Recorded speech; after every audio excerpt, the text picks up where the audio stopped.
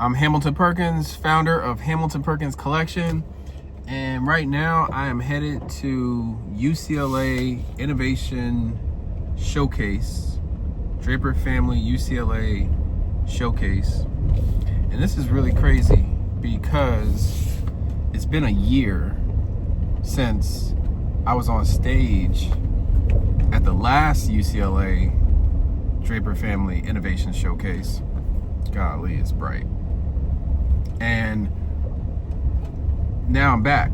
I'm back as a guest. I'm back as a attendee. You know, I'm coming back to, you know, support the next generation of entrepreneurs as they are pitching their companies. They're pitching their solution. They're pitching their hearts out. And yeah, this is crazy because, you know, it really wasn't that long ago that, you know, I was there. I was on the other side of this. You know, I was literally, gosh, man, Los Angeles is just a very tricky place to drive. I'm just gonna say that, like, especially at this time of day. I'm changing subjects for just a quick second because you got so much like to look at. You got people crossing the street.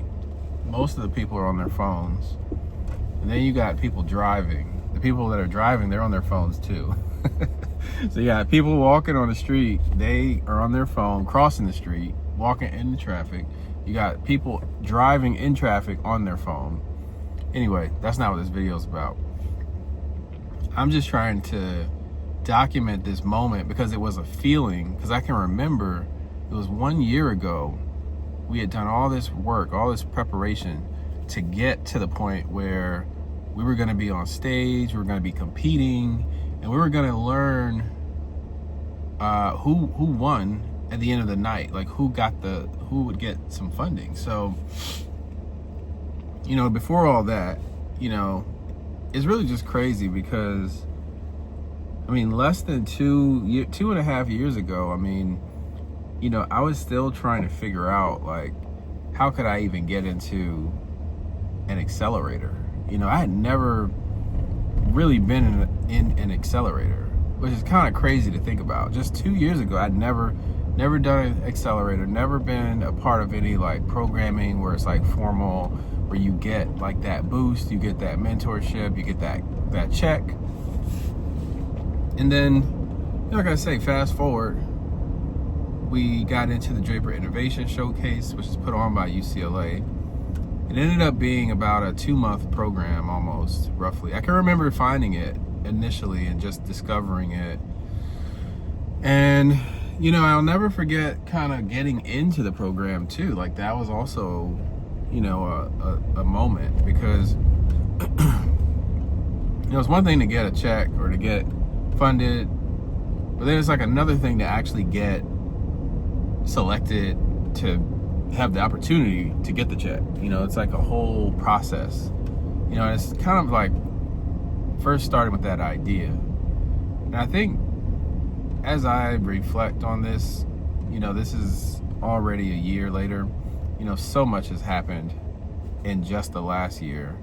And even before then, so much happened in the prior year just to get there. And so, you know, I think from a tactical standpoint, I mean, there are so many takeaways. You know, I'm just going to start going through some of these takeaways.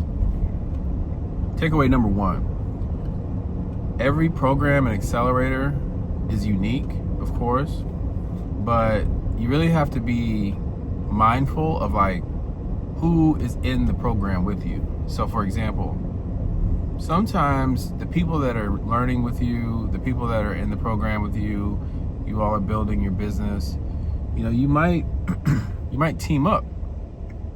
You know, you might find a customer, you might find like a teammate, like someone that might actually join your company as a co-founder, maybe an advisor. I mean, we picked up an advisor from a program, an accelerator like this, and you just really never know. Now, you know, it's like a year later, and like there's still like opportunities that are technically coming from last year's event. Like I just got an email that came through, excuse me, about something that has to do with pretty much last year. You know, someone remembered me from last year.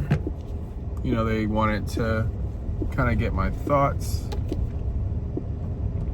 sort of on where, you know, what we're building, how things were going. And, you know, I think that's kind of the other thing is like, don't assume that people already know what you're doing, the status or the stage. People don't really know like what you have going on until you really like share it with them. So from that perspective, like I think it's important to, you know, stay on this networking journey, stay on this follow-up journey where you're constantly like, you know, you're in touch with people. You're not just you know, kind of like, don't just set it and forget it. You know, I know that from this group, they have, you know, just this one group alone, I have done a lot to, you know, show up to happy hours, come back to events,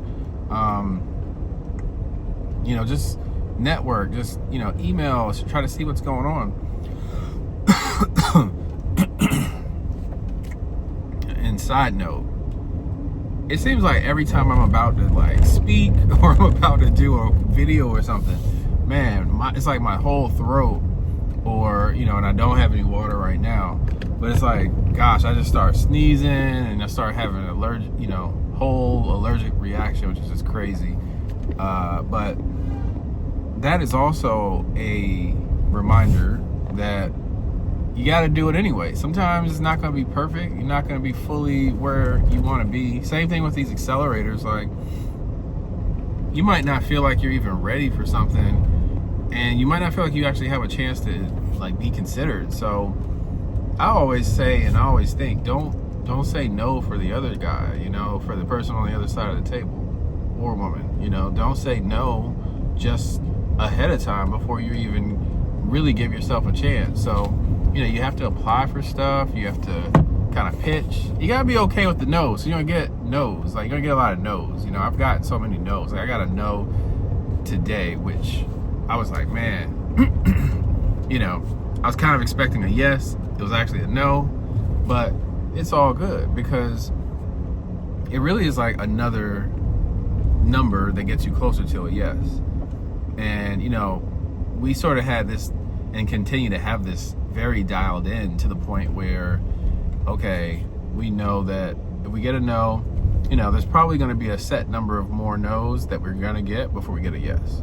So, you know, think of it in those terms.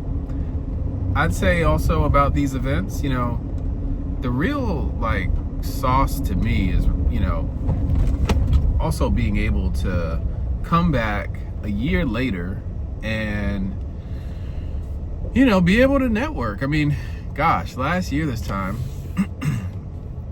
there was so much pressure. There's so much like riding on this, you know. My teammate and I, Annie, you know, we were really like locked in. We were rehearsing, you know, over and over, telling the story over and over and over. So it was like memorized. And then we had to like almost memorize our, you know, what we're going to say when we got questions. You know, we had questions. And here's the way it went. Annie did the pitch. Annie did great. She pitched. She did so well. And then I was going to take the Q&A.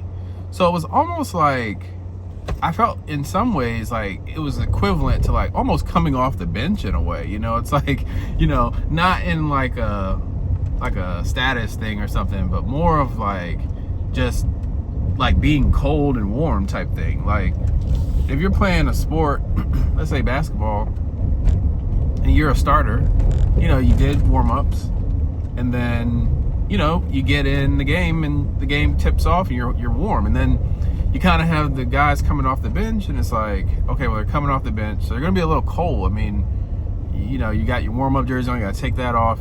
I guess now they kind of have like bikes and stuff on the sideline for players to warm up or do whatever it is they're gonna do. But, literally it was just kind of like, for me, I'm kind of like a rhythm person, like I kind of need a little bit of a rhythm so that I can, get into tune with like my words. So I'm, having a nice cadence. I'm not just, I'm not stumbling over my words. I'm not speaking too fast, not speaking too slow, but able to like articulate and enunciate what I really want to get across. So anyway, it was a lot of pressure, like, because, at the same time, it's like, I don't want to let Annie down. And, I'm sure Annie didn't want to let us down. And it was just like, okay, she crushed it. So then by the time I came up, I had no choice. Like, I had to crush it.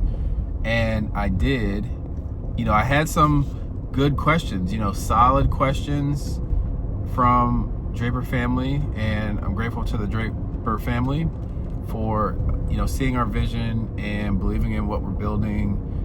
And, it kind of really reflected in, I think, the questions and the answers. I think I did a good job of like kind of telling it exactly in the, best possible way, no more, no less, but just giving the, most specific,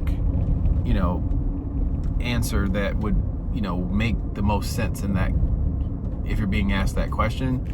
And, it worked out. So by the end of the night, we were all kind of in anticipation because it was like 10 companies. And originally, I think it was only 3 companies were going to get funded. And they ended up doing something like 5. I can't remember if it was 4, 5. I can't remember. So the Draper family, basically, they increased the amount that they were originally intending on investing. These are investments, by the way. This is not grant money. This is investment money. So we are, we are partners at this point. They are on the cap table, or whatever, whatever companies agreed to. So from that standpoint, there was a lot riding on this. And anyway, by the end of the night, it was just amazing because it was like, okay, and we want to offer Hamilton Perkins Collection $50,000. And, that was huge, like, and it's still huge. And, that just that feeling, I just remember that night after getting that announcement, it was all about like maximizing the opportunity because, in addition to the money, now you have like kind of like the spotlight. Like everyone wants to like know a little bit more about you. Everyone's going to come and check you out. Like we had a table, so people were coming to the table. I was also working the room with some of the other entrepreneurs, some of the investors there. And I'm still friends with a lot of those entrepreneurs that either we went through that program with or that just came that evening. So I say that to say that feeling is like a very unique feeling, and I don't often, live in those feelings because, and entrepreneurs probably don't talk about this, but it's like the next minute you get a high note like that, the next minute you're down in the valley again, and then you're back up and then you're back in the valley again. It's just this constant pendulum that just keeps rocking back and forth until you, somehow you've, hit escape velocity, and that's really my main message here is just, I just wanted to share that with you all, like what I'm thinking as I returned back the following year from the Draper Innovation Showcase, kind of like what I learned. I think I actually got a ticket here the last time I came, so I learned to pay attention to actually putting, some money on my meter. I think I forgot that last time. But yeah, I mean, and it wasn't even here, it was, okay, they got chargers. And it wasn't even here, it was, okay, but it's a 1 hour limit. That's not going to help me. Okay. 1 hour limit. Yeah. So anyway, I mean, that's kind of like my takeaway. I feel like, do what you can to maximize these opportunities. If you are, already in an accelerator, if you're thinking about joining an accelerator, don't let it end with the first year, go back the next year, go to the networking events that are being hosted, go to, be a guest speaker, you know, offer to be a guest speaker. You know, I probably could have done a better job with that. I got a little bit, you know, kind of tied up, but those are the things that, you know, really start to compound. You know, that's how you compound these opportunities. That's what makes these opportunities so unique and so special, because, you know, people always talk about luck, and they talk about like, excuse me, they talk about like, okay, well, you're in the right place at the right time, and, you know, this type of thing. But I really do think, like, you know, part of it is just like, if you work hard enough, you can put yourself in a good position so that like good things will happen, you know, like, you know, you got to think like, and the problem with this stuff is like, you just never know what is going to be like your time, you know, or what's going to be your moment, you know. So while you're getting rejection, or, you know, you might be feeling defeated, or, you know, whatever, something's not working the way you feel, whatever it is, or it's just tough, like, you know, sometimes it's just like, if you can just keep your head down, keep working, eventually, you know, you get this like breakthrough, just something goes well. And, you know, like I say, I mean, it was just like a really good feeling. Just do this here. You know, it's like a really good feeling to just, you know, be able to experience that. I'm thankful, I'm grateful. I'm going to go back in here, and, you know, we're going to do it again. So I'm signing off, and I will see you all in the next video.